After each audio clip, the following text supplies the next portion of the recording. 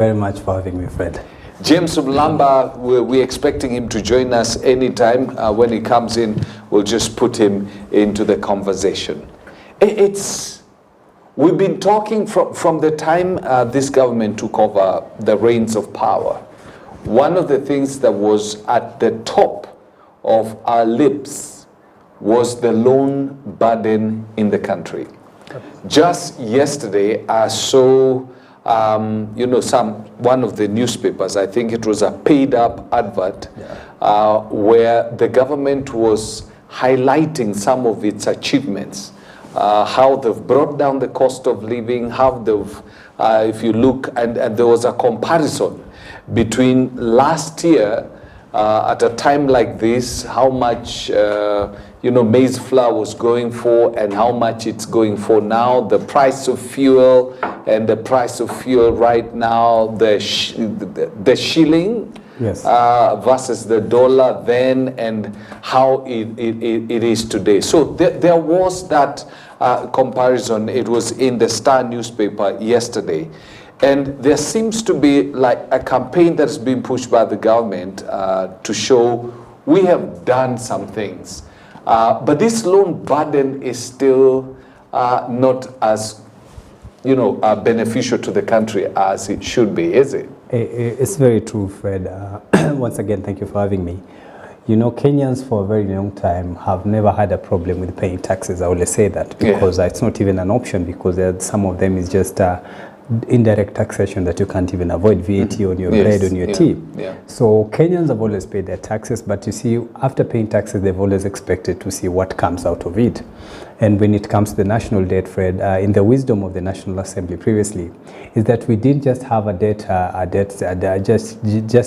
policy, but we actually had a clear ceiling of how much can we borrow and what can we not borrow.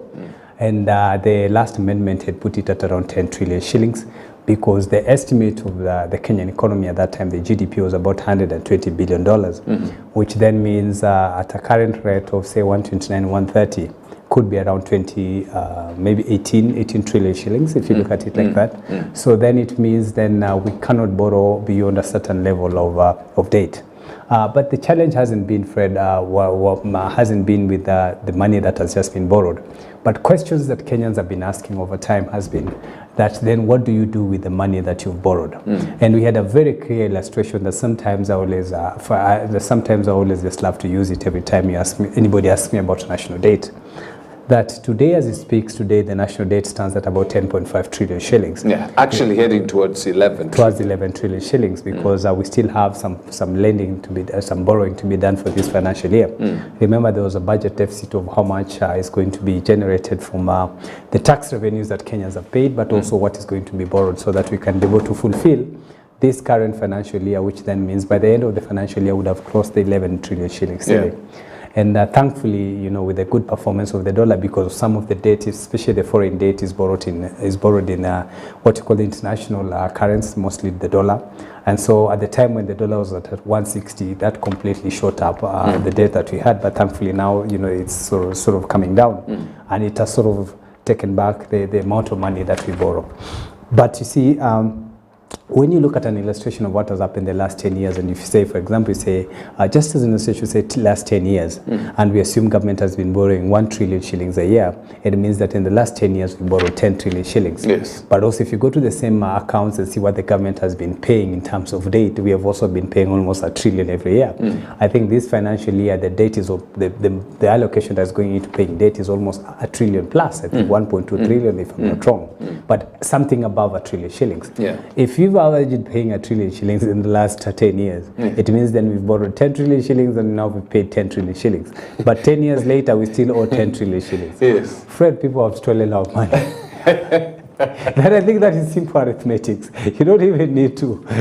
We've paid up all our debt. Yeah, because I'm telling you, you see the illustration, that the last 10 years, Just as an illustration, Yes. that the last 10 years, Yeah. we've averagely, say, borrowed 1 trillion shillings to seal our deficit, right? So it means we've borrowed 10 trillion shillings. But then also we've been paying almost 1 trillion shillings every year for the last 10 years. How can it be that 10 years later It's not changed. Actually, it's increasing. We are now going to be at 11. Absolutely. We have a problem with the national debt, and I think that is one of the things that we even believe with, we as a people, is that at least our leadership must be accountable for the monies that we are, the taxes that we are paying. And there's a serious questions to be raised as far as the national debt is concerned, even before we start talking about the more money that they want to borrow. With this extremely rogue parliament that I truly believe does not even need to make it to 2027. If we proceed with the members of parliament in this kind of nature, Fred, we are going to suffer a lot by the time we get to 2027. And you know, the thing that Kenyans don't understand, or understand, but people are not raising a storm over, is that the money that is being borrowed, it's not the government.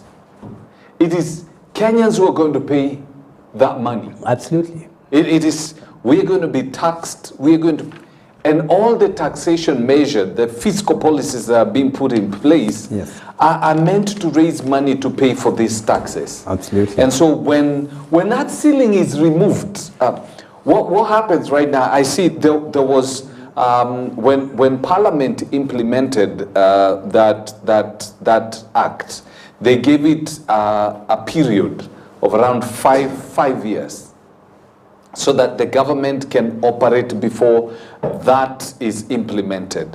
But now they're seeking to extend the period, the grace period, before that act is implemented. Meaning if it's not implemented, it will mean that the government can continue borrowing away until 2028, 2029 there.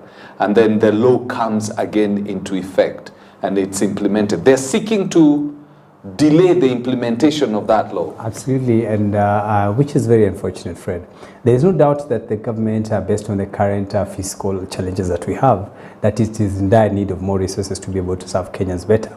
But the government has a low-hanging fruit in terms of cutting costs and wastage in public government. Fred, every year we are telling you, even this year, 600 billion shillings is going to be wasted on just public servants who are not working or doing anything productive in as far as national development is concerned. And this government has an opportunity to do that because it has an express mandate from the people of Kenya, Fred. When I've repeated it many times that the 2010 Constitution gave this president and any other president in future a clear mandate to fully devolve functions that were no longer necessarily at national level. Yes. But when you look at the budget allocation to institutions that are no longer relevant at the national level, Fred, in terms of rent, in terms of wages and operating costs and per diems and allowances, they consume almost 600 billion shillings. This is money that can be achieved within the next 6 months if the cabinet means business, and they work with the process of completely beginning to wind up some of the agencies that we have and maybe bring down the size of the Public Service Commission so that those that are there just for earning salaries for not working are not really serving the country person, because the national government, the government of Kenya is not an NGO, I've said many times. It's funded by hard-won taxes from Kenyans who sweat to be able to do that. And so the government has an opportunity elsewhere to actually be able to raise the kind of funds that they want to purport to raise in as far they want to purport to raise in as far as through borrowing. And so I think we have a much low-hanging fruit for the government to be able to do that. But I believe Parliament has completely abdicated its duty and what it's supposed to do. We have a very indisciplined. Actually, Parliament now has become an extension of the executive, and it's unfortunate that we do not have what you can call an opposition.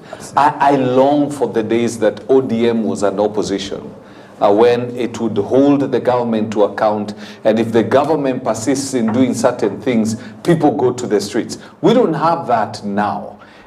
We are living more or less the same kind of like the same period when Uhuru Kenyatta and Raila Odinga had the handshake, when the cost of maize flour was shooting, and yet there was nobody to basically, what you can call, hold the government to account and run into the pits to demand justice for the ordinary mwananchi. We have been left Parliament has abdicated its responsibility. Fred, that is the reality of the day, and it's unfortunate that it's not just the Parliamentary Service Commission which is now struggling with giving the kind of good leadership that is expected. The same also is being experienced at the Judicial Service Commission, and these are the three key institutions that are actually supposed to serve Kenyans: the executive, which is under the Public Service Commission, and then the Parliament, which is under the Parliamentary Service Commission, and the judiciary, which then is supposed to oversight these other two agencies, which is under the Judicial Service Commission. If today you go ask Kenyans to tell you the kind of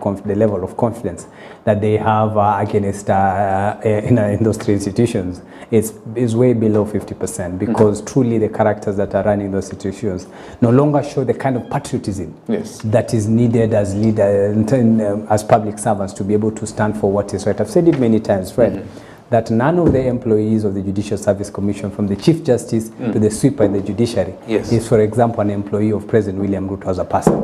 He's not their employer. They don't owe him any answers, because these are Kenyans who've been given express mandate by the people of Kenya through the 2010 Constitution, the Judicial Service Commission, to be able to serve Kenyans without following any other person's instructions.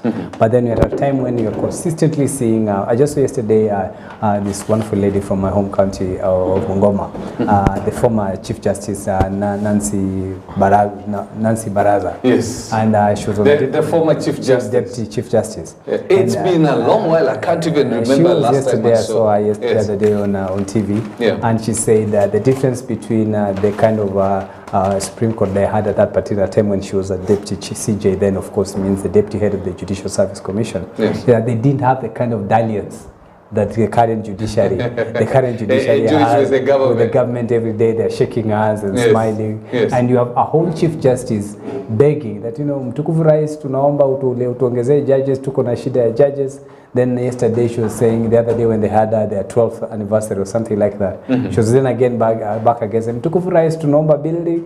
And Judicial Service Commission is an independent institution that is actually funded directly. It's supposed to be just an internal plan. If at all they have structural challenges that they have, and they have been in the process of trying to extend the court infrastructure, not just in Nairobi, but across the regions. I think that can be discussed at that level, and only at the budget making process to make it as a need for the institutions, because budgeting is a process that is actually conducted within the Parliament Service, within the National Assembly. So now the executive literally has its fangs on the judiciary's jugular, and Parliament has become an extension of the same. Absolutely, because the reason why we created, you see, Parliament originally had three main functions. It was representation, legislation, and oversight. But the 2010 Constitution added another fourth function, appropriation, so that Parliament becomes a place where budgets are done, and so that we end the culture of mtukufu moi tunaomba barabara. That was what the reason why. You don't beg the president. You don't beg the president, because it's the people actually, because members of Parliament are actually the presumed representatives of the people. So they just come directly and do the budgets without necessarily listening to others. They look at the proposals that are coming from the state departments, then they look at what KRA is projecting to be able to collect, and then they make what you call realistic appropriations to those departments so that they can be able to function in the next financial year. They are not supposed to consult the president at any one point. The president can only present his manifesto on the things he would love to do, and the Parliament can tell him what is available and what is not available. That is what is expected in this campaign. That's why, Fred, I'm telling you, going into the next election, I've said one of the principles that we're going to really run on most of the Kenyans is on the rule of law and the era of strong institutions, whereby nobody is above the law, and that the institutions that have been given mandate to serve Kenyans are able to do so without consulting anybody, but must be within the law. You understand? Because if that is achieved, then we wouldn't be where we are today, where the president is all over other institutions, which is not actually his duty, and those institutions do not owe him anything, not even a single explanation. They only need to owe the Kenyans, and Kenyans. But they behave as though they report to the president, yet they are independent institution. As we bring in James Mulamba in, these institutions behave as though they are supposed to report to the president, and he's the one who's supposed to give them a thumbs up or give them a thumbs down. Yet they are independent institutions. Now, if we are giving the president more leeway to borrow, we're going to find ourselves in a lot of mess. The irony of the situation is, from one presidency to the next, the issue of state capture is always perpetrated. From Jomo Kenyatta, the first president, to Daniel Moi, the issue of state capture has been passed down. From Moi to Mwai Kibaki, from Mwai Kibaki to Uhuru Kenyatta, from Uhuru Kenyatta to from Uhuru Kenyatta to now Ruto. And it is funny because at the height of his campaign, the current president, with his MPs, after they were nicknamed Tanga back then in 2018 to 2022, he was so vocal against state capture. He took his time to elaborate to Kenyans what state capture is and why he feels the country is under state capture. He explained to us how he feels the parliament has been captured, the judiciary has been captured, and he feels the executive is running everything. He even went to greater lengths to explain how it appears Uhuru has stolen billions in the COVID-19 scandal. It is at the height of this deliberations that we discovered we've lost billions of money in the KEMSA procurement. And it appears, even after highlighting all those evils, these guys are just the same. Is there a possibility that there is a cartel that is so entrenched into the system that even the president himself, when you're out, you believe that you can change it, but when you get into it, you discover that it's so powerful that you cannot uproot it. You become a victim. Most African politicians are almost always the same. Yes, there is a possibility. There is a cartel and a cabal of thieves, that is the right word, that are in government systems, in almost every ministry and in almost all branches of government. Say PSs and their directors and those beneath them that have been running these ministries for a long time. It is something John Badi had alluded to when he was being interviewed and vetted for the CS Treasury position. But it is also possible that presidents in this continent replace cartels with their own cartels. And it happens even in county governments. The incoming governor would do away with almost half of the employees of the former governor. Then they would bring in new employees who are the new cartels. It happened with Kidero. It happened with Sonko after Kidero left power, and it is happening now with Sakaja after Sonko has left power. So it is by their own design, so that they can always have a ghost to blame. They can always say, you see, if it were not for these cartels, we would be doing better. But the new cartels are their own cartels, their own making. They are their own new system to milk and siphon money from the public. And to always have something to blame for not functioning properly. See, if the government wants to be efficient, it will be efficient. See how they took a very short period of time to impeach Gachagua. Fastidiousness that we've never seen. See how they've taken such a short time to even replace Gachagua with Kindiki Kithure. How they were able to marshal the courts to do their bidding. And soon after that, the president and the chief justice are walking on the red carpet at KICC. And Kithure Kindiki has been pushed to the periphery. And he is the second in command, because the chief justice is not the second in command, she is the third.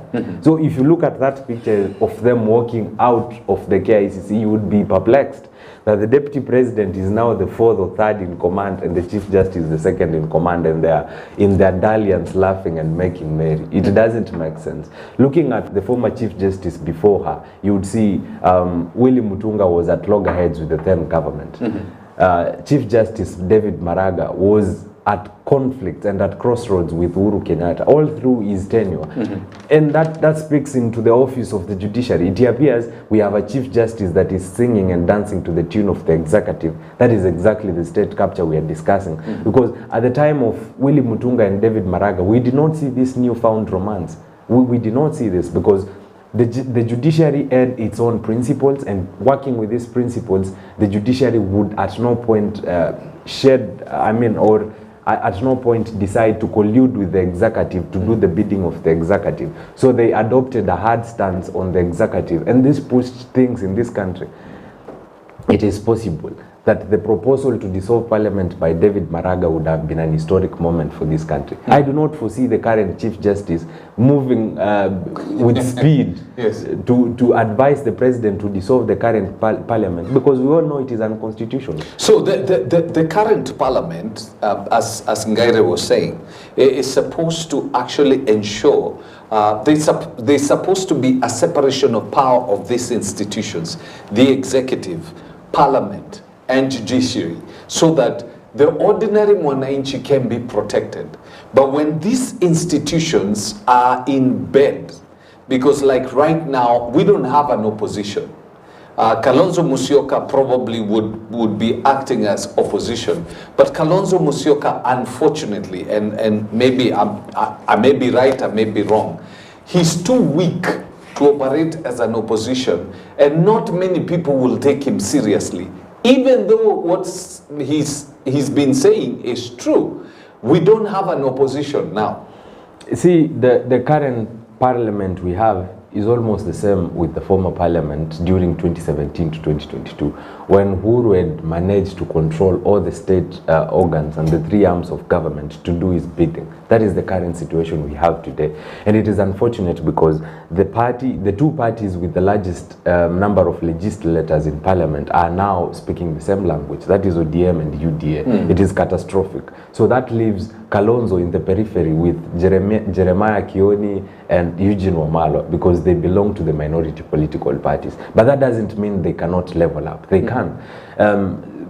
This current parliament is doing the bidding of the executive, and you would even wonder when you listen to some of the MPs, both those in ODM and those in UDA speaking, they would almost always speak in reverence of the president. They have forgotten they are an equal arm of government. They would base almost every decision they are making on the executive, and it should not be like that, and they truly understand Article 1. They understand that, but they do not respect it because possibly they have been pocketed with a huge budget to always keep them rolling up and down, up and down. And we've seen MPs come out and tell us we were bribed this amount of money to pass this bill. So it is possible that the greed and the gluttony for money in our MPs, that is why at one point they were referred to as MPs, is what puts us in this situation over and over and over. And before we even look at our MPs, it is about time we even look at the political parties' leadership that we have in Kenya.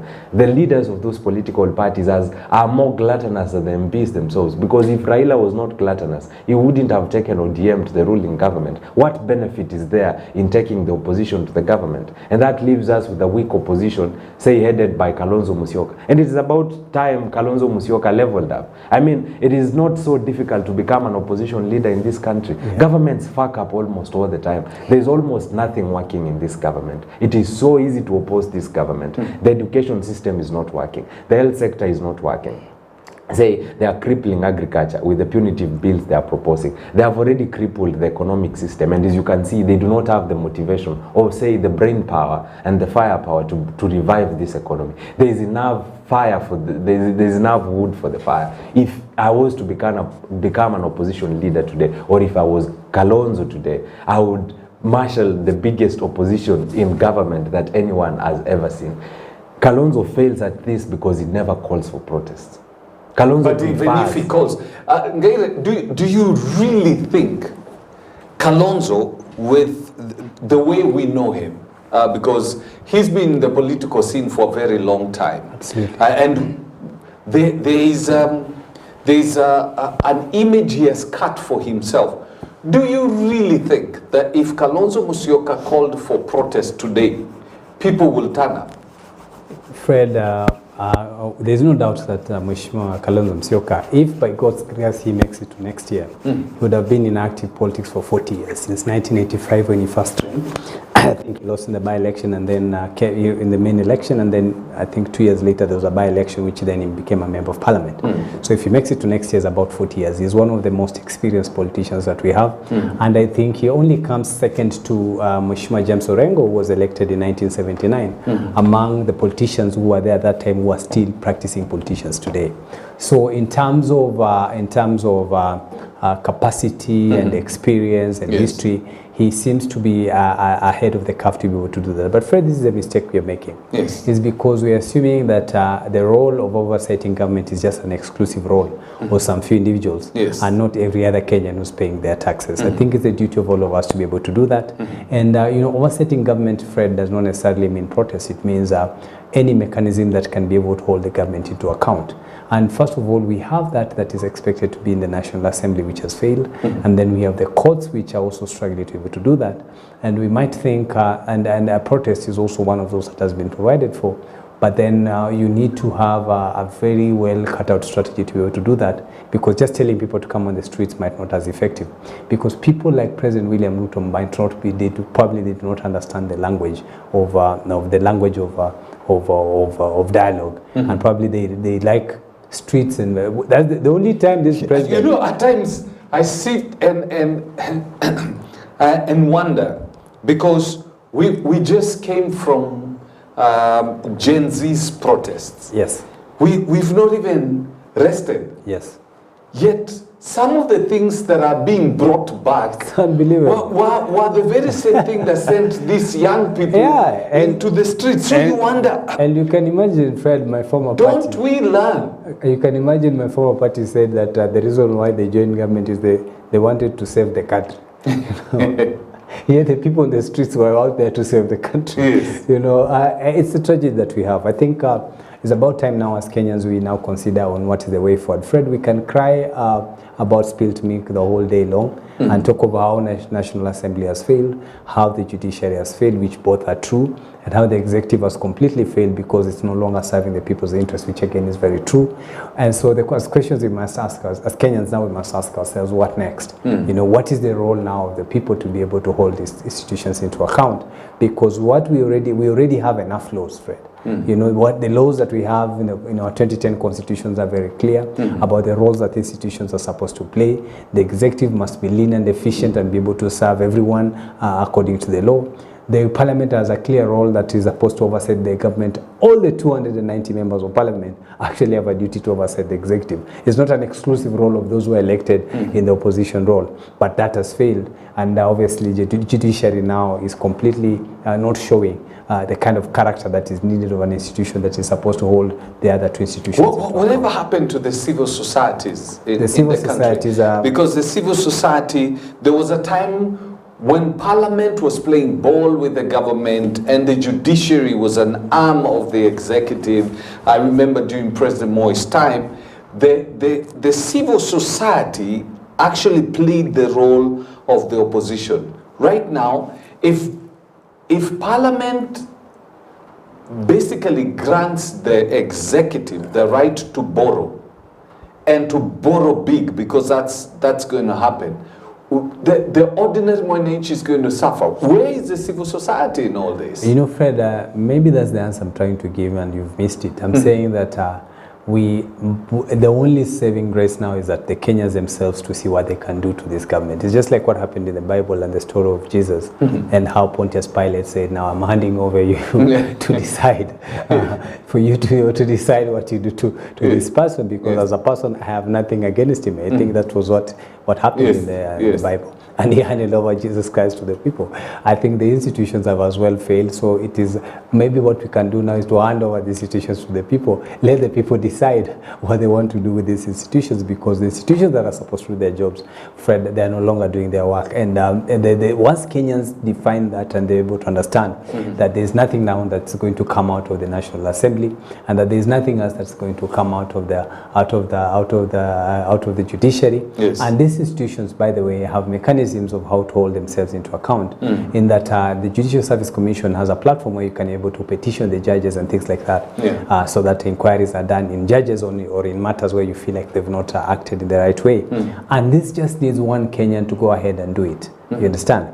Or Parliament, where in cases where Parliament has not conducted itself, there's also a provision where you can do a recall. And I've said maybe this is the time, just the same way President former Prime Minister, Raila Odinga went to court for the presidency and was able to get a historic nullification. That gave a pathway for future candidates to how to pursue a matter whenever they feel they've not been fairly treated by the electoral process. And now, even what the deputy president now is doing with impeachment, which is holding leaders into account. One day, there's a president who will face an impeachment process, Fred, and Deputy President Gachagua will have created a path of how that's supposed to go to, because then the gaps that you're going to keep fishing out from this process is what maybe future legislation in as far as the impeachment bill is supposed. We need actually to have an independent impeachment bill that captures on how you're supposed to impeach public servants with the specifics, because now we're having the gaps of when did Kindiki resign, when was he a public servant, what is the role of IBC? You know, those are very important questions, because IBC is the only one that has been given a mandate to clear a candidate for whatever position, whether it's a nominee or an elected. You know that. So when is IBC properly constituted? Exactly. What to constitutes the public participation bill? What constitutes the public participation? Because the five of us can sit and consider a certain person not fit, but maybe the other 100 Kenyans do not think like that, and so the public participation becomes also another big debate, which is actually in court as well. Many Kenyans think that the case is ended, but they do not know that actually today, I think there's supposed to be a mention today. There was a mention, I think, yesterday or something like that. Yeah, I think it's been pushed to January. January 23, but in between there are some things, because there are multiple cases that are being, appeals that are being made. So different issues are being handled. And I think for the sake of posterity, we are going to be able to fish out the gaps that we have. And that's why I was saying, the reason I was alluding to these two examples is because as far as the National Assembly is concerned, is that now we need to focus on what personally I'll be engaging in the whole of next year, by God's grace gives us life, is to engage on the national recall, so that we also go through the process of recalling the members of parliament in order to be able to identify the gaps as we go and where the shortfalls will be. You're right on this. I remember when Akina James Malamba went to the streets as Gen Zs.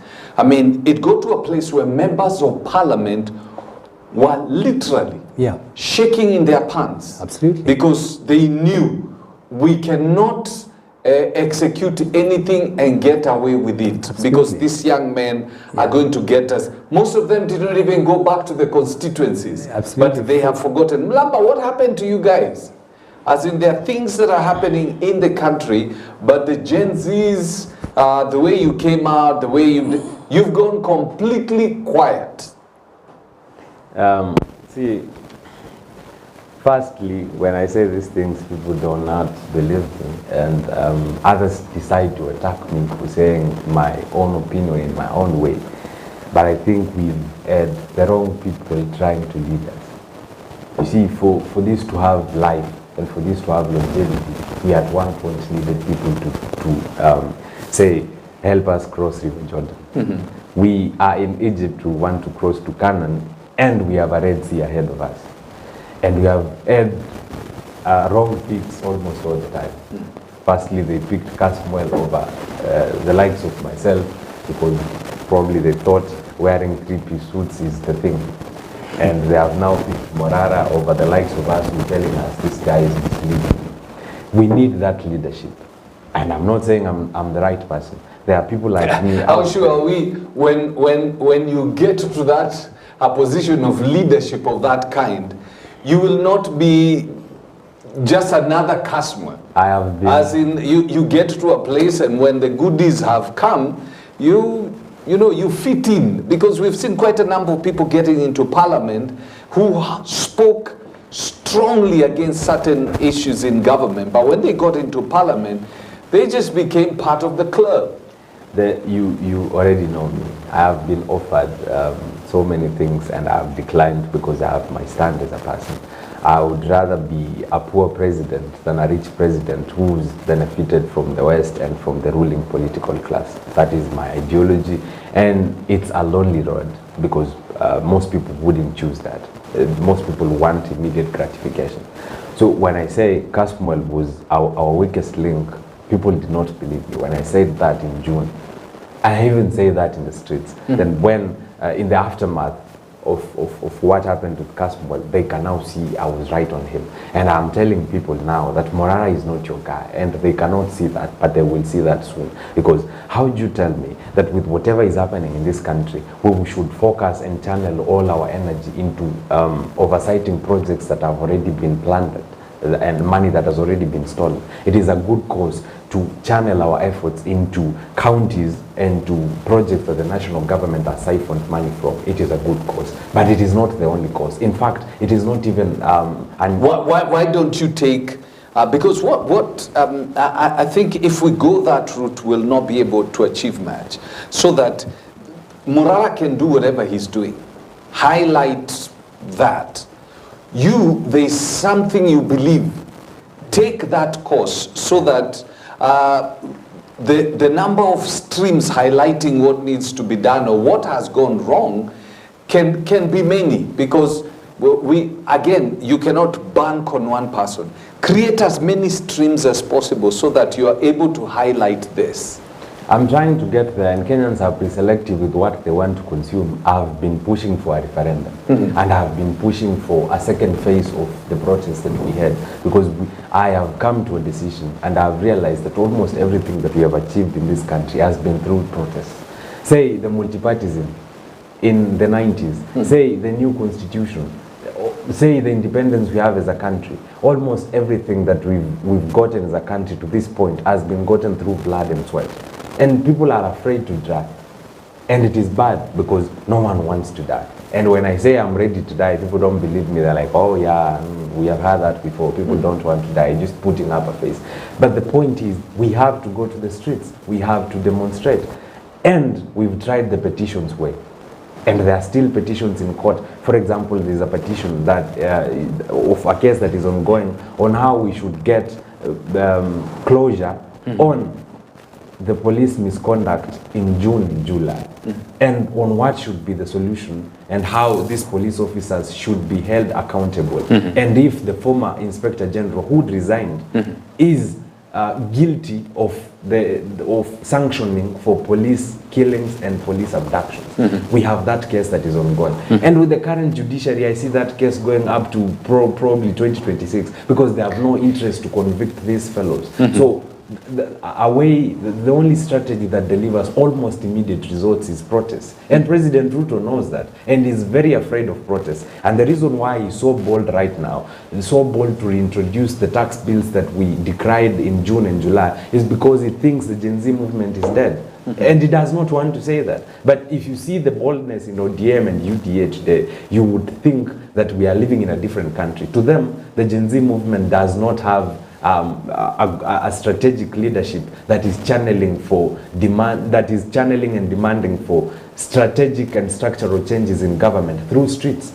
They already see the only guy who seems like the only leader is pushing people to focus on money that has already been stolen, that will not change anything in this country. By the way, Kenyans already knew that these governors were thieves. Kenyans already knew that President Ruto was a thief. Kenyans already knew that most of their MPs were thieves. And they could point to you the projects that money has been siphoned from. They know that. So it is a losing strategy to overfocus on the projects that money has been siphoned from, because Morara will not have a shortage of these projects. As we are speaking today, a sitting MP somewhere is planning on how he is going to steal money from the next. So now, how do we bring back? If ODM obviously is not going to be in the opposition, Kalonzo is too weak to be an effective opposition. How do we get the civil society? If the Gen Zs are so divided, that how do we get the civil society back where they're supposed to be? That was the point I actually wanted to mention. I've been trying to liaise with the LSK. You see, the LSK was a bit instrumental in the protests of June and July. And you've seen to the great lengths the LSK was willing to go, and they're still willing to go, to rescue Kenyans from police stations and to fight and to ask the tough questions for missing Kenyans. They are still pushing and lobbying for Aoko even though there are reports she's been released, but we do not have the official communication. And they were instrumental in pushing for the release of Gabriel Oguda, amongst other activists. So it is about time we start collaborating with these civil societies to see how we can bring back that synergy and that harmony, because that is what is going to deliver to us the protest that we want. And if I was close to Boniface Mwangi, by design, I do not want to be close to him. But if I was close to Boniface Mwangi and say Hussein Khalid and Eric Omondi, I would have already talked to them, and we would have tried to agree on the possibilities of bringing back another protest and agreeing on issues that we feel are of importance that we should channel Kenyans to focus on. Because we went to the streets on June because an idea had been planted and we had an ideology that we were fighting for. And we knew what we wanted. We have to know what we want, and we have to communicate that through the entire Gen Z movement so that we go back to the streets with an agenda. And that is the only way we are going to win this. You know, George, yes. If you look at the precedents of Gen Z's movements, yes, they happen once. If they don't achieve what was to be achieved, they dissipate and go completely. If you look at the Arab Spring, this one happened and almost achieved, dissipated. How can you get the civil society? Same question I've asked James. Civil society and maybe Gen Zs too now become the opposition. You know, Fred, the challenge that I have with this debate, as you're putting it, is that they say when you're sick, the first thing you do is you accept that you're sick, and then and then that is the beginning of being cured. Is that first you accept that I'm sick, then I need help, so that then people that want to help you can come in and help you. We've already concluded that the institutions that are supposed to do the oversight work that we are all asking for, from the National Assembly, the judiciary, and including the civil society, you've said they are no longer as active as they were. That now is the reality on the ground. So the next question should not be how do we get them to do that. Instead, we Kenyans to ask ourselves, how then, what are we doing in our individual capacities to be able to begin to hold this government to account now that the institutions that have done that. And that is why I agree with what you're alluding to, that all of us can do it in our own different ways. And each one of us can pick a course differently to still be able to deliver the oversight that we need. And when you have the likes of the customers, as you say, these are young men that are raising issues in their own way, and Morara as well, they are doing it, then they're doing oversight and accountability. Other people can pick the missing links, like for say, the new solutions.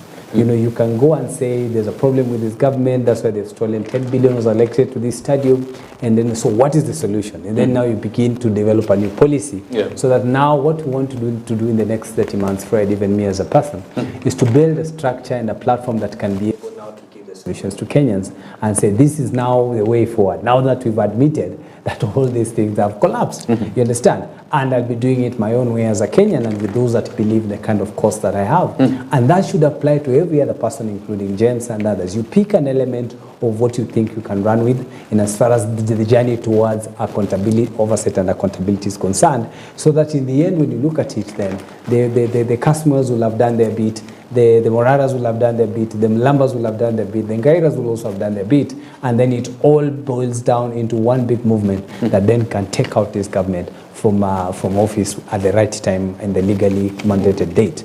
That is what that's the direction I want to take. I do not want to focus on what the others are doing, because the others are doing and they're doing it their own way. Maybe he just wants to do civic education and maybe just educate the public. And it has been, Fred, one thing that I've picked out of, for example, in the instances of Morara, is that where then does the EACC live, a young man, one person, can go to almost 100 government projects and clearly indicate that there is massive corruption and plundering of public funds. And show you. Yes, and show you. He's right on site. He's saying this project was allocated 300 million. The contractor's already been paid 225. 2025, which is more than 60% of the money, is only remaining 30% of the funds, yet there is nothing on the ground. Yes. That is something that the EACC also and its communication team, who have been to ECC, the lady that runs communications, a veteran journalist that was at KBC back then. She's the director of communication.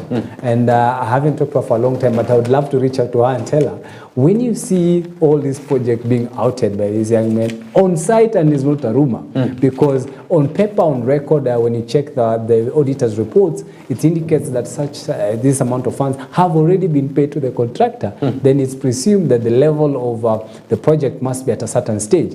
And you go there, you find it's a plain field, yet 70% of the funds have been paid. Clearly, there's mismanagement of funds in such an area. Yes. But you see, the ESCC hasn't been able to do that. So we've already accepted that the these institutions have failed. Fred. So we now need to move now beyond that debate and say, then what happens in the next maybe 2.5 years to be able to salvage the remaining that you have. You know, I always like to listen to scripture sometimes, and I was listening to this guy called Joshua Selman in one of his teachings, and he was saying, after you've gone through all what you've gone through and accepted that you've struggled and faltered in a certain way, the next thing to do is you pick what is remaining. You pick what is remaining and you move forward. Yes. You understand? And thank God for what has remained. Yes. And you move forward. That's what Kenyans ought to do today, is to accept that the institutions and the civil societies, all these institutions that we perceive ought to be doing something for us, have failed. So we now need to ask ourselves, then what can we do for ourselves now that Fred because what is the institutions that are supposed to work for us are not doing that. We cannot continue sitting at home and say, how do we make these guys begin to work for us? Yes. They are not going to, based on what we are seeing and the kind of headlines that we have. Yes. The National Assembly is not going to change. The judiciary is not going to change. The oversight institutions that have been given mandate, the DCI, the EACC, and all these institutions that have an express mandate to actually do their job. And some of them have valid reasons. I look at NCIC sometimes, they complain that we don't have funding for structure. I look at the EACC, because the EACC have been there, and one of the reasons as to why they're not doing their work, aside from politics, is actually they're largely underfunded. So the kind of infrastructure they need to run. Remember, they're supposed to run 290 offices. They're supposed to have constituency offices with the ESCC directors at the constituency level, who are then supposed to pick up cases and charge them without necessarily having to go through the director of ESCC, because that is where the trouble is. So then everything is lumped into one person, yet physically it's impossible. Yes, if you have almost 2,000, if you have 10 corrupt people in every constituency, it's 2,900 people. How does one person sit and decide? And peruse and establish this? No. The ESCC has been designed in such a way that it's supposed to have county-wide structures and have ESCC directors in every sub-county.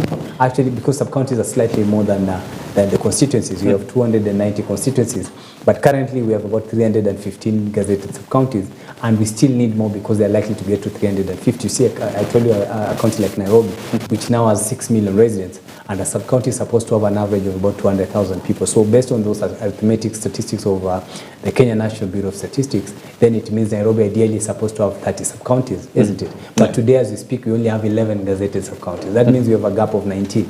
If you top that from 315, you're already at 330. So actually, we are likely to have around 350 sub-counties, which is a mandate that is being given, that has been given to the Minister of Interior. I think if we had a minister who is interested in serving the public in Mashinani, the Minister for Interior, where the sub-counties, the national government, they call it National Government Administration Officers, is the institution that then works on creating those structures, has slept on its job, because then we're supposed to have those things, so that government services are actually decided at that level, where you decide that, for example, a department like immigration, Kenyans do not have to travel counties and counties and counties to get a passport, because a passport, Fred, is just a travel document. The most important thing is your birth certificate and the ID, because that is what makes you a Kenyan. You know, a passport doesn't make you a Kenyan. So there's nothing very special about a passport. What is so special is the vetting, the primary vetting that is done to an individual, because in the current format, they take your biometrics technologically. Unlike back then when you used to go to the local chief and they take your fingerprints on some stupid paper. But today you appear in person and they're able to pick your fingerprints in digital, they're able to take your facial, your eyes. And once that is captured and is put in the National Registry, Fred, which is the primary data, anything else that comes after that is supposed to be secondary. So an institution like that is not supposed to be struggling where I have to travel from Kakamega to go to Eldoret or Kisumu to get a passport, yet I'm supposed to actually get it from my ward. If you are to take the 1,450 wards, Fred, and maybe there might be 50. We might have some 50 more wards based on how IBC does its subdivision. Yes. We're likely to have 1,500 wards. So the State Department of Immigration, to be able to run 1,500 offices, they just need 10 million for that. It's just 15 billion shillings, and would have an immigration office in every ward, so that you do not have to go to different. Yes. I want to switch this because I can see time is spent. We have a few minutes, roughly around 4 minutes before we bring the curtains down. And Donald Trump is now president of the U.S. As in, he'll be sworn in January, and there's been a lot of talks of how his presidency is likely to impact policy towards Africa. Kenya, for instance, which was a darling of the current president of the U.S.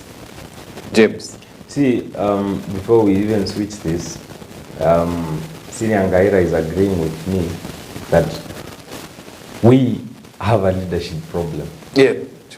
And almost the entire battalion of people I've mentioned have failed us, from the civil societies to the current presumed leaders and so on and so on. And the solution lies with us. The impetus is on us to channel our efforts, our ideas towards a better Kenya. And this gives a challenge to the entire Kenyan population to also want to think differently. They should stop being fixated on certain individuals. It is about time you absorb yourself from a certain line of thinking that change must come with a certain perspective, or with a certain person, or with a certain civil society. It can come from anyone. And the Kenya you want can be driven for and can be fought for by different people. I want us to switch out to Trump, because my time is actually almost done. So you see, as for Trump, Kenyans are supporting Trump, and they have been supporting Trump because they see the Republican Party as a savior for Africa. One, when Smith Hempston was the ambassador of Kenya in the 90s, he was harboring those persecuted by the government, then by the Moi government. And the Republican Party has for a long time shown Africa that it is interested in developing Africa. Not through grants or through loans or through aid, but through giving Africa direct access to market to the US. And by pushing American investors to directly invest in Africa. Yes. And that is the Kenya, that is the Africa and the Kenyans want. They want a Kenya and an African continent that is not proliferated and abused by America and controlled by America. They want less interference in government. They want less interference in our policies. They want less interference in how we conduct our elections going forward. You've already seen what Meg Whitman and the Democrats have done in this country, because some Kenyans still believe that William Ruto is a puppet of the West, and he was planted as president by the West. So they want a country that is not controlled by the US, because the ideology of the Republicans is we should focus on the economic interest of the US first. Secondly, this is a transactional thing. What is Kenya offering America? I saw a quite elaborate analysis of how after the Republican candidate Donald Trump took assumed office in 2016, our exports to America rose by close to $500 million. So Kenyans are looking at these things and they're saying, we would rather have a transactional government with the US. We would rather have a trade focused government with the US. We would rather have a government by the Republicans that would not push towards the ideas of LGBTQ, Yes. that would not push towards the ideas of abortion. So they want Trump and the Republicans because the Republicans do not overly interfere with Africa, and they prefer to develop Africa through trade. Okay, Gaira, just briefly. It was a dream come true for the victory of Donald Trump because of not just him as a person, but what the Republican Party stands for, and that is the freedom and democracy for everybody. They believe in the rule of law and accountability in public service. Their desire to ensure that you have a small and lean government that focuses on developing the economy of any country. And those are things that I think an average Kenyan believes and believes to stand for, including family. You know, Kenya is a Christian state, right? we believe in families and strong family institutions, and certainly areas that are not necessarily very un-Christian-like, abortion and gazing and all those things. And I think this was the best time to look at it. I'm just happy that my brother James here knows of Smith Hempstone, who was a government ambassador here way before he was born, and he was an interesting character who really stood with the guys that were fighting for multi-party between 88 and 1992 at that particular time. And it was a time when President George Bush Sr. was president, was a Republican. And so over the years, the Republicans have shown that they really serve the interests of the African, particularly the average African person. And this is the best time for President Trump to be able to come in once again as a president. All right. We got to bring down the curtains on the show. I can see my time is up. I hope that you at least got something out of the conversation. Everything points to one thing: failure in leadership, period. Just failure in leadership.